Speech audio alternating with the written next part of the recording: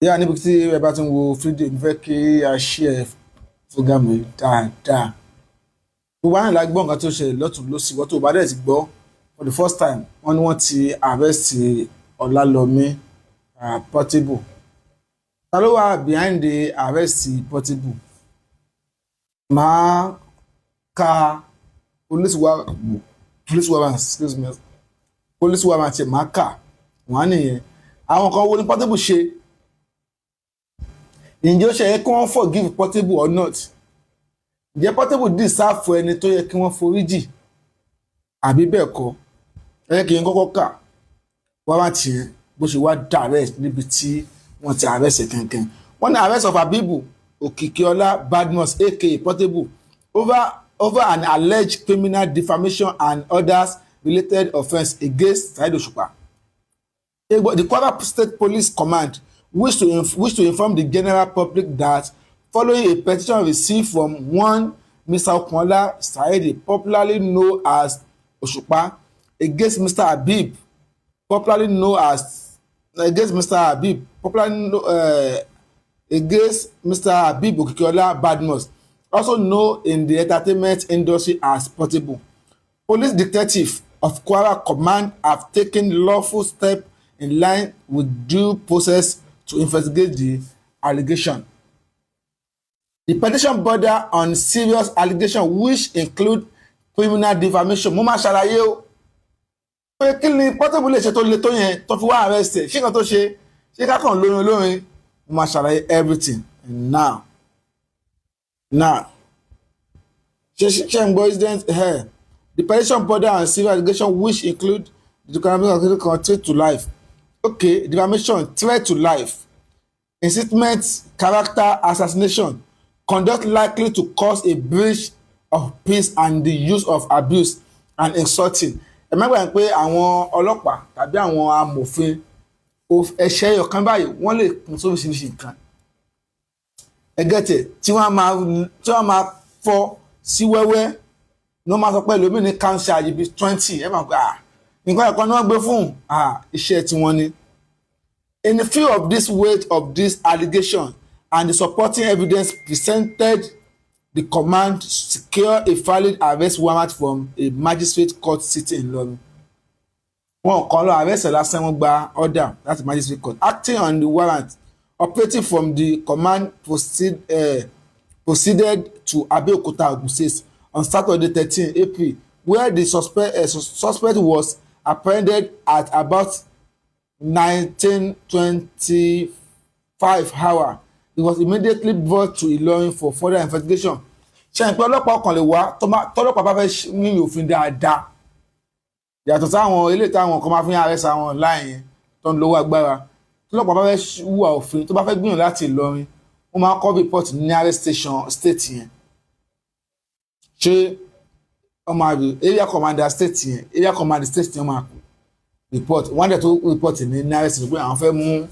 èèyàn kan àwọn fẹ́ ṣiṣẹ́ ní ìlú yín. Upon his arrival, the suspect statement was taken in the presence of legal representatives from both parties. He is currently in custody and arrangements are being made to charge him to court without delay. Portable nǹkan ti ṣe é. Wọ́n mọ̀ọ́mọ̀ gbé ní Sunday ni. The Kwara State Police Command remain committed to upholding the rule of law, ensuring that justice is served in a fair and transparent manner. We urge members of the public to remain calm and refrain from spreading unverified information. Further updates on the case will be communicated as events unfold. Wọ́n ní sign SP Adetoun Ejire Adeyemi Anipkinikan, Police Public Relations Officer for the Commissioner of Police Kwara State Command. Ṣé àwọn pé tẹ̀bá gbàgbé ẹ jẹ́ kí wọ́n play fídíò yìí.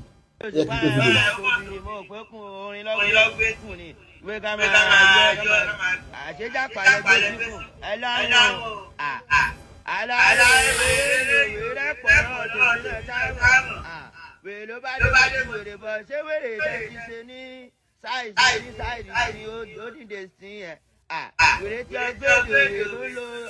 wèrè ó jí bìfọ́ ayé dáhùn pé wèrè ọmọ yàtọ̀ wèrè àgbà tó gbà ó máa dàgbà yá o. wèrè tó lé sẹ́ńbólẹ́tì fújì náà sọ̀rọ̀ àìsàn mi kọ́ o ẹ̀dà mi mọ̀ tọ́ àbíkọ́ yọ sí sọ́tọ̀ jẹ́ má dà mí mọ̀ tọ́ àbíkọ́ yọ sí sọ́tọ̀ ẹgbẹ́ fàlàjì ọ̀gá ni. yes ibi tó wà gangan lélẹ̀ wọ́n láwọn pé nígbà tí wọ́n harvest Portable mo jáde mo played kódà bẹ́ẹ̀ ni wọ́n ò ṣe ìdókè lógún 6 àwọn náà ṣe àtàrà ajé pé ògo ilé nílẹ̀ Yorùbá kílẹ̀ náà wọ́n á tún wọ mi ní industry ní hip hop industry Yorùbá ló ń lead àsọmọ Yorùbá ilé náà tún jáde kílẹ̀ náà má tún wọ mi Davido Ọlámídé gbogbo sikẹ ọmọ Yorùbá ni gbọ́n ló ń lead in Africa kọ́ṣẹ́ ní Nàìjíríà nìkan ní Africa ọmọ Yorùbá ló ń lead ok ilé náà ò tún gbọ́dọ̀ wọ mi aláwọn tó ń lọ yan kókó yan pọlọ aláwọn tó kọrin street bíi tiẹ̀ yìí ìmílẹ̀ jáde ńgbà yẹn but ilé tí Portable ṣe akọ́ ni pé ohun tó ṣẹlẹ̀ ni pé ó jí orin olórin lò mo ti gbàgbé orin yẹn tó padà jáde tó padà dákọ̀ orin tí ó jí lò àwọn kan mú ẹsẹ̀ kan ọ̀pọ̀ ẹsẹ̀ kan lásán òun dẹ̀ fast kan lòun mú orin olórin òun King ló mọ bọ́n ṣe orí mo sì gbórin yẹn kalẹ̀ téèyàn ò bá ṣe wàá jí orin olórin kan àdéhùn tó ń jẹ́ orin fáwọn àti àmọ́ or anything copyright infringement tó bá ti ṣe nǹkan sí online pàápàá orin kò ṣe pé wọ́n á ṣẹ̀ fún ẹ ní copyright tó bá ti ní copyright infringement tó bá ti set everything tó ẹgbẹ́ ṣe kó set whoever tó bá lo kíní ẹ ó máa gbé wá fún as copyright ni ó tún yàtọ̀ sí Facebook táwọn kan ṣẹ̀ṣẹ̀ lọ fún ẹ ní copyright rárá òfin ti máa wà ń bẹ̀ tó bá ti lo bẹ́ẹ̀ wọ́n á sọ fún ẹ pé orin yóò copyright ni Facebook máa ń ṣe dáadáa ìyẹn fún ẹni tó bá fi copyright sí orin ẹ̀ bóun tó dùn mí bẹ̀ tẹ́mi gan ò ṣe lè bọ́ ọlá Portable bẹ̀bẹ̀ ni pé ó yẹ kó jí àǹkan tó ṣe yìí bẹ́ẹ̀ ni ó yẹ kó jí àǹkan tó ṣe yìí ní pé alhamdulilayi nínú Fuji ìfẹ́ ti padà sáàyàn Alhaji Paso àti Dr. Saheed Òṣùpá ṣùgbọ́n àwọn ọ̀rọ̀ tó ń sọ yìí ó fẹ́ mú wọn gbọ́n àwọn padà ni òun fi èèyàn kan ké èèyàn kan pé Saheed Òṣùpá àṣebéyàn gidi ni àṣebóyìn àṣejàpá ló gbé síkùn tuale Alhaji Paso òun fẹ́ fèèyàn kan kéèyàn kan tó bá jẹ́ pé ìwọ ló dájà lẹ̀ láàrin wọn á bẹ̀rẹ̀ ọ̀kọ́ lọ́run flush ẹ ohun tá a fi níbẹ̀ lọ́run kó rá foríjì nìyẹn ohun tá a fi níbẹ̀ lọ́run kó wọ́n foríjì ẹ nìyẹn tó bá pẹ́ wọ́n ló tún máa dá ìjà padà ìjà tó lé dé pé wọ́n ń sọ́kò sí yàrá wọn táǹtà rọ́bà gbogbo aláwa ń bẹ̀ ń gbà yẹn tọ́lọ́ wa ní kí n fẹ́ padà tí wọ́n tún wá fẹ́ fi nǹkan ẹ̀mí because oríṣiríṣi fídíò ni mo ń rí kọ́mẹ̀tì mo ń rí gbà lẹ́yìn ìgbà tí Portable sọ̀rọ̀ sí Saheed Òṣùpá yìí o tí Portable àti Paso bá pàdé èèyàn kẹ́ kọ́mẹ̀tì bẹ́ẹ̀ o pé àwọn fẹ́ wo reaction Paso ṣé Paso máa welcome ẹ padà ni àbí Paso máa blast ẹ sọmọ pé tọ́lọ́mù bá ní kẹ́ pàdé lóòótọ́ tí Paso bá welcome ẹ níbo bí àwọn kan wọ́n á ní alábòsí ní Paso Paso kú Portable bú Òṣùpá Paso dẹ̀ tún bá Portable ṣe people say that people say alábòsí ní Paso like nígbà tí Taye Currency ń bá Òṣùpá tó ń bá Paso jà Òṣùpá náà jẹ́ kó mọ̀ pé Òṣùpá náà ń fi style bá Taye Currency jà so àdéhùn King Dr. Saheed Òṣùpá ni pé whoever tó bá ti bá Paso jà báyìí o àwọn ló ń bá jà King ọbomi sọ bẹ́ẹ̀ Ọlọ́run dẹ̀ ń jẹ́ kí ìjà yẹn kí àmì wọn tún dẹ̀wọ̀n padà tó bá jẹ́ pẹ̀lú afẹ́ dà yín wọn wú á bẹ̀lẹ̀ wọn kọ́lọ́run flush ẹ̀ kò yẹ pé kọ́lọ́run flush ẹ̀ kọ́lọ́run pa ẹ̀kọ́ o pé kò fèsì nǹkan báyìí alákọ̀ọ́kọ́ tí mo sọ pé mi lè bẹ̀bẹ̀ nìyẹn ẹlẹ́ẹ̀kejì tí mo fi mọ̀ pé kò ṣe pé o ò ní gbọ́ gẹ̀rẹ̀gẹ̀rẹ̀ dẹ̀ máa ń sábà ń kó báyẹn ni àwọn tí gẹ̀rẹ̀gẹ̀rẹ̀ tí wọ́n fi gẹ̀rẹ̀gẹ̀rẹ̀ sóríire wọ́n kéré ó dẹ̀ kọ́ mọ̀ fẹ́ni tó bá fi gẹ̀rẹ̀gẹ̀rẹ̀ sóríire gẹ̀rẹ̀gẹ̀rẹ̀ náà ni ó jábọ́ tí ò bá mọ̀ nǹkan tí ń ṣe tí ò bá dá dúró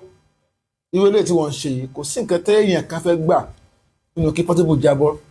ka eyín ẹni tó bá mọ béèyàn ṣe ń ṣe wàhálà òkìkí kò ní bẹ́ẹ̀ lọ́hùn kó jábọ́. ẹ wo adúrú nǹkan tí Portable ṣe ní Ògùn state fáwọn òṣìṣẹ́ ìjọba tó bá wọn jà nígbà tó ń lọ sí Odúgùbà. ẹ wo bí Portable ṣe ń sá kiri bó ṣe ń ṣe fídíò tó ń sunkún nígbà tí wọ́n arrest àwọn tí wọ́n kó àwọn èèyàn ń bẹ̀. wọ́n bẹ̀rẹ̀ mí pẹ̀lú àánú Ọlọ́run wàá gbọ́ràn bí wàá gbọ́ràn ó ṣe kínní wọ́n bẹ̀rẹ̀ mí Ọlọ́run ní kí wọ́n fi ẹ́ lẹ̀. wọn ò tí ì fẹ́rẹ̀ wọ́n gba bẹ́ẹ̀lì ẹni o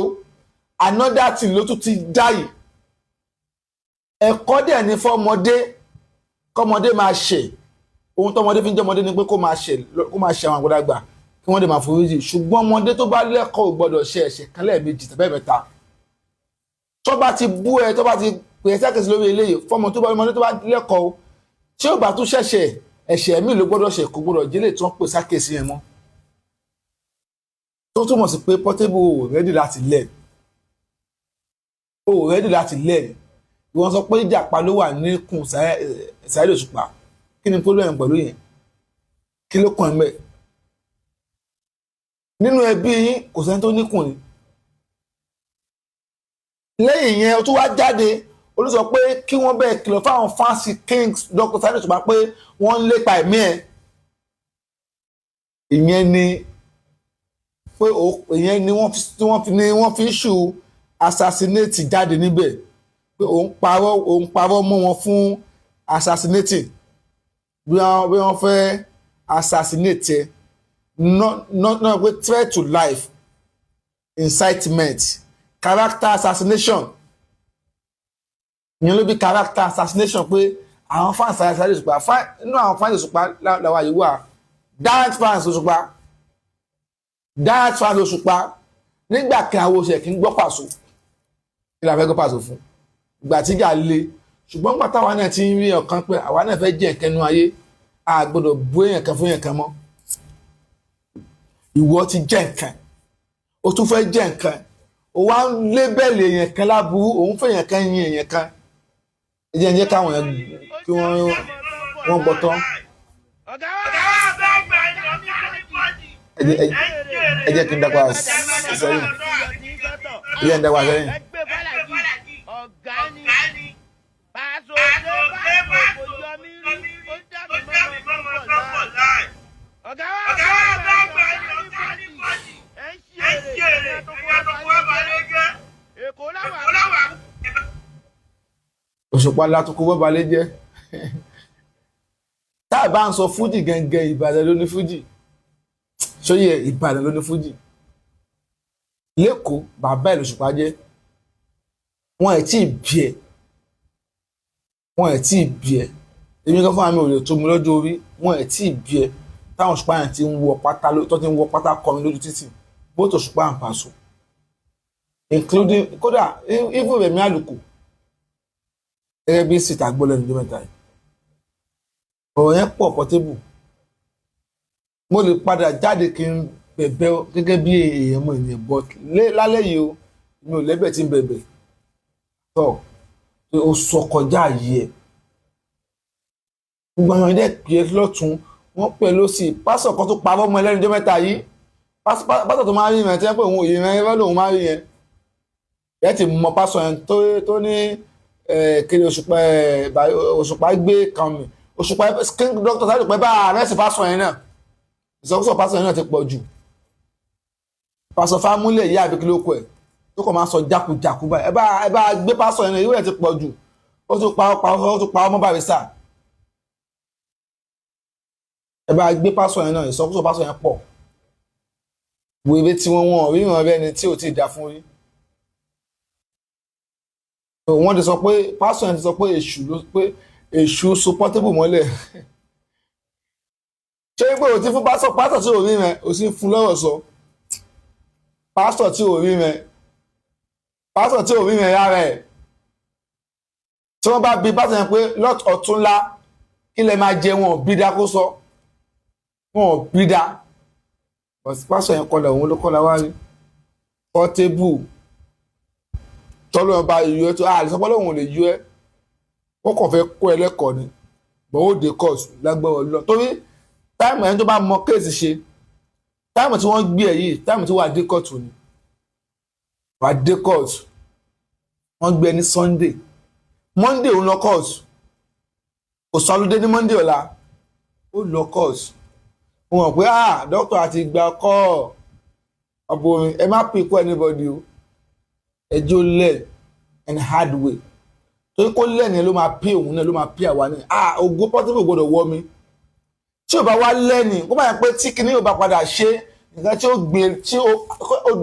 yóò lọ kán lodò tí ó gbé lọ ni àdẹ̀fẹ́ yóò kán lodò tí ó gbé lọ tí nǹkan tó mú ò bá bá lára mu kó stop ẹ̀ bó ṣe jẹ́ nìyẹn ẹ jẹ́ kí n play fídíò ìgbà tí wọ́n arrest ẹ̀ ẹ jẹ́ kí n play fídíò ìgbà tí wọ́n arrest ẹ̀. ó ti yẹ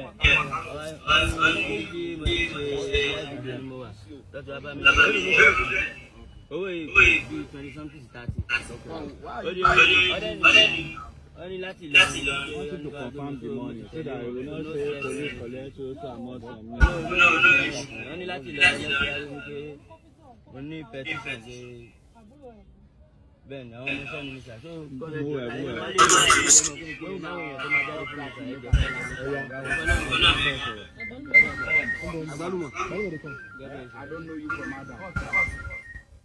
ó wá jẹ́ǹtù